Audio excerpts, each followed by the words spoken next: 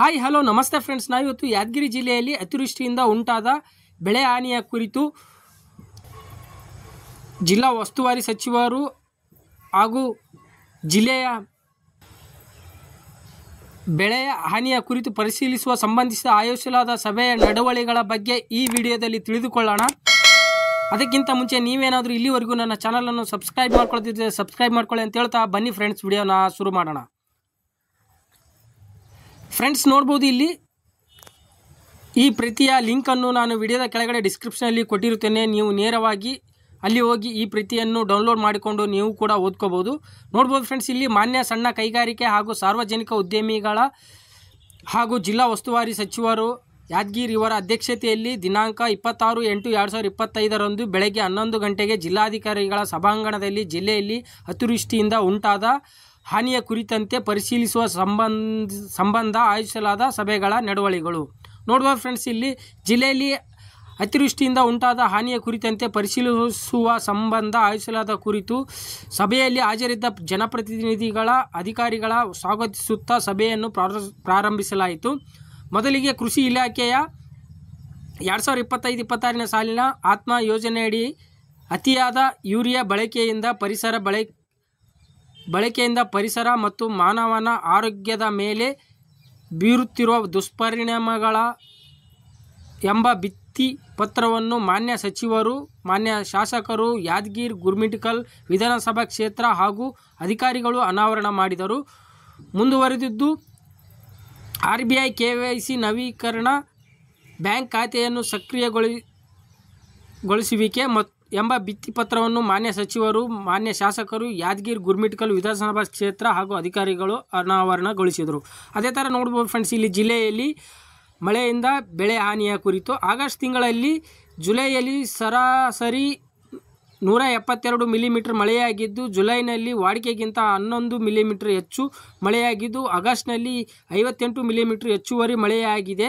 ಒಟ್ಟಾರೆ ಜೂನ್ನಿಂದ ಇಲ್ಲಿವರೆಗೆ 70 ಮಿಲಿಮೀಟರ್ ಅಧಿಕ ಮಳೆಯಾಗಿದ್ದು, ತಗ್ಗು ಪ್ರದೇಶಗಳಲ್ಲಿ ನೀರು ನಿಂತು ಬೆಳೆ ಹಾನಿಯಾಗಿದೆ. ಸುಮಾರು 23,000 ಹೆಕ್ಟೇರ್ ಬೆಳೆ ಹಾನಿಯಾಗಿದೆ ಎಂದು ಅಂದಾಜಿಸಲಾಗಿದ್ದು, ಜಂಟಿ ಸಮೀಕ್ಷೆ ನಡೆಯುತ್ತಿದ್ದು, ಮುಖ್ಯವಾಗಿ ಹತ್ತಿ ಸುಮಾರು 10,000 ಹೆಕ್ಟೇರ್ ಮತ್ತು ತೊಗರಿ ಸುಮಾರು 15,000 ಹೆಕ್ಟೇರ್ ಬೆಳೆ ಹಾನಿಯಾಗಿದೆ. ಇದುವರೆಗೆ ಹೆಸರು ಬೆಳೆ ಪ್ರಮುಖವಾಗಿ ಯಾದಗಿರಿ ಮತ್ತು ಗುರ್ಮಿಟ್ಕಲ್ ತಾಲೂಕುಗಳಲ್ಲಿ ಹಾನಿಯಾಗಿದೆ ಎಂದು ಜಂಟಿ ಕೃಷಿ ನಿರ್ದೇಶಕರು ಸಭೆಯಲ್ಲಿ ತಿಳಿಸಿದರು. ಬೆಳೆ ಹಾನಿಯ ಕುರಿತು ಯಾವ ಮಾನದಂಡ ಆಧರಿಸಿ ಅಂದಾಜಿಸಲಾಗುತ್ತಿದೆ ಎಂದು ಮಾನ್ಯ ಸಚಿವರು ನಿರ್ದೇಶಕರು ಕೇಳಿದಾಗ, ಜಂಟಿ ಕೃಷಿ ನಿರ್ದೇಶಕರು ಕಣ್ಣಳತೆಯಲ್ಲಿ ಆಧಾರ ಮೇಲೆ ಹಾಗೂ ಪ್ರತಿ ವರ್ಷ ಮಳೆಯಿಂದ ಹಾನಿಯಾಗಿರುವ ಪ್ರದೇಶಗಳ ಕೆಲವು ಮಾದರಿಯ ಸರ್ವೆ ನಂಬರ್ಗಳ ಸ್ಥಳೀಯವಾಗಿ ಭೇಟಿ ನೀಡಿ ಪರಿಶೀಲಿಸಿ ಮಳೆ ಹಾನಿಯ ಅಂದಾಜು ಮಾಡಲಾಗುತ್ತಿದೆ ಎಂದು ಸಭೆಯಲ್ಲಿ ತಿಳಿಸಿದರು. ಶಾಸಕರು ಯಾದಗಿರಿ ವಿಧಾನಸಭಾ ಕ್ಷೇತ್ರ ಅವರು ಹೆಸರು ಬೆಳೆಗಳು ಮಳೆ ಮತ್ತು ಬಿಸಿಲಿಗೆ ಸಿಡಿಯುವ ಕಾರಣ ಹಾನಿಯಾಗಿದ್ದು, ಯಾವ ರೈತರು ಹೆಸರು ಬಿತ್ತನೆ ಮಾಡಿದ್ದಾರೆ ಅಂಥ ರೈತರಿಗೆ ಹೆಸರು ಬೇಳೆ 10% ಹಾನಿಯಾಗಿದೆ ಎಂದು ಪರಿಗಣಿಸಿ ಬೆಳೆ ಪರಿಹಾರ ನೀಡಬೇಕೆಂದು ಅಧಿಕಾರಿಗಳೇ ತಿಳಿಸಿದರು. ಶಾಸಕರು ಯಾದಗಿರಿ ವಿಧಾನಸಭಾ ಕ್ಷೇತ್ರ ಅವರು ಗುರ್ಮಿಟ್ಕಲ್ ತಾಲೂಕಿನಲ್ಲಿ ಹೆಸರು ಬೆಳೆ ಹಾನಿಯಾಗಿರುವ ಪ್ರದೇಶ ಕುರಿತು ಕೇಳಿದರು. ಗುರ್ಮಿಟ್ಕಲ್ ತಾಲೂಕಿನಲ್ಲಿ ಅಂದಾಜು 50 ಹೆಕ್ಟೇರ್ ಹಾನಿಯಾಗಿರುವುದು ಆಗಿ ಜಂಟಿ ಕೃಷಿ ನಿರ್ದೇಶಕರು ಮಾಹಿತಿ ನೀಡಿದರು. ಮಾನ್ಯ ಸಚಿವರು ಬೆಳೆ ಹಾನಿಯಾಗಿರುವ ಕುರಿತು ಕೃಷಿ, ತೋಟಗಾರಿಕೆ ಮತ್ತು ಕಂದಾಯ ಇಲಾಖೆ ಅಧಿಕಾರಿಗಳ ಜಂಟಿ ತಪಾಸಣೆ ವರದಿ ಸಲ್ಲಿಸಿ ಬೆಳೆ ಹಾನಿಯಾಗಿರುವ ಪ್ರತಿಯೊಬ್ಬ ರೈತರಿಗೆ ಪರಿಹಾರ ವಿತರಿಸಲು ಸೂಚಿಸಿದರು. ಅದೇ ಥರ ರಾಜ್ಯದಲ್ಲಿ ಯೂರಿಯಾ ರಸಗೊಬ್ಬರ ಬಳಸುವ 2ನೇ ಜಿಲ್ಲೆಯಾಗಿದ್ದು, ಆಗಸ್ಟ್ ತಿಂಗಳಲ್ಲಿ 15,000 ಮೆಟ್ರಿಕ್ ಟನ್ ಯೂರಿಯಾ ಬೇಕಾಗಿದ್ದರೂ ಜುಲೈನಲ್ಲೇ ಪೂರೈಕೆ ಕೊರತೆ ಉಂಟಾಗಿತ್ತು.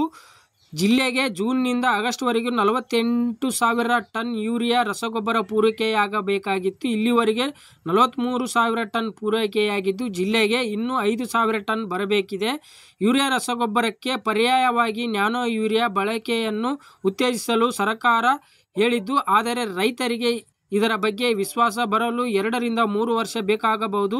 ಸರದಿ ಗೊಬ್ಬರ ಬಳಕೆ ಮಾಡುವಂತೆ ರೈತರಲ್ಲಿ ಅರಿವು ಮೂಡಿಸುತ್ತಿರುವುದಾಗಿ ಜಂಟಿ ನಿರ್ದೇಶಕರು ತಿಳಿಸಿದರು.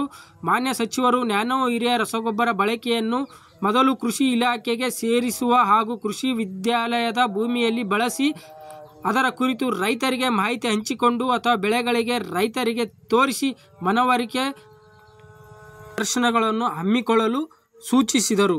ಅದೇ ಥರ ನೋಡ್ಬೋದು ಫ್ರೆಂಡ್ಸ್, ಇಲ್ಲಿ ಜಿಲ್ಲೆಯಲ್ಲಿ ಮಾನವ ಮತ್ತು ಪ್ರಾಣ ಹಾನಿಯ ಕುರಿತು ಏಪ್ರಿಲ್ 2025ರಿಂದ ಇಲ್ಲಿವರೆಗೆ 3 ಸಾವುಗಳು ಸಂಭವಿಸಿದ್ದು ದಾಖಲೆಗಳಿವೆ. 1 ಸಾವು ಹುಣಸಿಯಲ್ಲಿ ತಾಲೂಕಿನ ಬಪ್ಪರ್ಗ ಗ್ರಾಮದಲ್ಲಿ ಒಬ್ಬ ವ್ಯಕ್ತಿಯ ಮೇಲೆ ಮರ ಬಿದ್ದು ಸಾವಿಗೀಡಾಗಿದ್ದು, ಹುಣಸಗಿ ಮತ್ತು ಸುರಪುರ ತಾಲೂಕಿನಲ್ಲಿ ತಲಾ ಒಂದೊಂದು ಸಿಡಿಲು ಬಡಿದು ಮರಣ ಹೊಂದಿದ್ದಾರೆ. ಒಟ್ಟು 3 ಜನರ ವಾರಸುದಾರರಿಗೆ ಪರಿಹಾರ ಪಾವತಿಸಲಾಗಿದೆ. ಮುಂದುವರೆದಿದ್ದು, ಜಿಲ್ಲೆಯಲ್ಲಿ ಸಿಡಿಲಿನಿಂದ 11 ದೊಡ್ಡ ಜಾನುವಾರುಗಳು ಮತ್ತು 66 ಸಣ್ಣ ಜಾನುವಾರುಗಳು ಸಾವನ್ನಪ್ಪಿದ್ದು, ಜಾನುವಾರುಗಳ ಮಾಲೀಕರಿಗೆ ಪರಿಹಾರ ನೀಡಲಾಗಿದೆ ಎಂದು ಜಿಲ್ಲಾಧಿಕಾರಿಗಳು ಸಭೆಯಲ್ಲಿ ಸೂಚಿಸಿದರು. ಫ್ರೆಂಡ್ಸ್, ಇಲ್ಲಿ ಜಿಲ್ಲೆಯಲ್ಲಿ ರಾಜ್ಯದ ವಿಪತ್ತು ವಿಪಶಮನ ನಿಗದಿಯಡಿ 31 ಕಾಮಗಾರಿಗಳಿಗೆ ಸರ್ಕಾರ ಅನುಮೋದನೆ ನೀಡಿದ್ದು, 1 ಕಾಮಗಾರಿ ಕೈಬಿಡಲಾಗಿದ್ದು 30 ಕಾಮಗಾರಿಗಳಲ್ಲಿ 8 ಕಾಮಗಾರಿಗಳು ಪೂರ್ಣಗೊಂಡಿದ್ದು 22 ಕಾಮಗಾರಿಗಳು ಪ್ರಗತಿಯಲ್ಲಿವೆ ಎಂದು ಜಿಲ್ಲಾಧಿಕಾರಿಗಳು ಮಾಹಿತಿ ನೀಡಿದರು. ಓಕೆ ಫ್ರೆಂಡ್ಸ್, ಇದೇ ಥರ ನೀವು ಕೂಡ ನಿಮ್ಮ ಜಿಲ್ಲೆಯ ವಿವರವನ್ನು ಈ ರೀತಿಯಾಗಿ ತಿಳಿದುಕೊಳ್ಳಬೇಕಾದರೆ ನನ್ನ ಚಾನಲನ್ನು ಸಬ್ಸ್ಕ್ರೈಬ್ ಮಾಡ್ಕೊಳ್ಳಿ ಅಂತ ಹೇಳುತ್ತಾ, ಈ ವಿಡಿಯೋ ನಿಮಗೆ ಇಷ್ಟವಾದರೆ ವಿಡಿಯೋನ ಲೈಕ್ ಮಾಡಿ, ಶೇರ್ ಮಾಡಿ ಮತ್ತು ನನ್ನ ಚಾನಲನ್ನು ಸಬ್ಸ್ಕ್ರೈಬ್ ಮಾಡ್ಕೊಳ್ಳಿ ಅಂತ ಹೇಳುತ್ತಾ, ಬನ್ನಿ ಫ್ರೆಂಡ್